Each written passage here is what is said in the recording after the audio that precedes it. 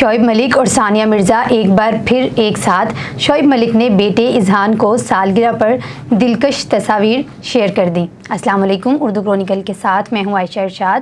گزشتہ چند ماہ سے ثانیہ مرزا اور شعیب ملک کے درمیان علیحدگی کی خبریں سوشل میڈیا پر وائرل تھیں۔ بیٹے کی سالگرہ پر دونوں کو ایک ساتھ نظر آتا دیکھ کر مداحوں نے پھر انہیں قیاس آرائیاں شروع کر دی ہیں۔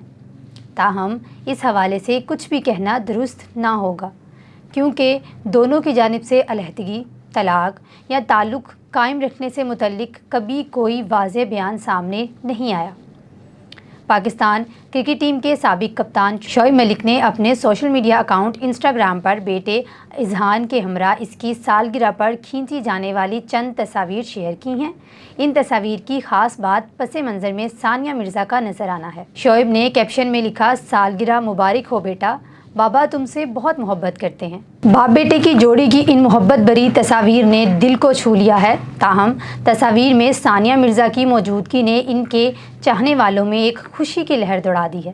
واضح رہے کہ یہ پہلا موقع نہیں ہے کہ شعیب ملک اور ثانیہ مرزا کو ایک ساتھ دیکھا گیا ہو، بلکہ اس سے قبل بھی ثانیہ مرزا کی ریٹائرمنٹ اور آسٹریلین اوپن کے آخری میچ کے بعد شعیب کو دبئی میں ان کی رہائش گاہ پر دیکھا گیا تھا، جس کے بعد ان کی طلاق کی خبریں دم توڑ گئیں۔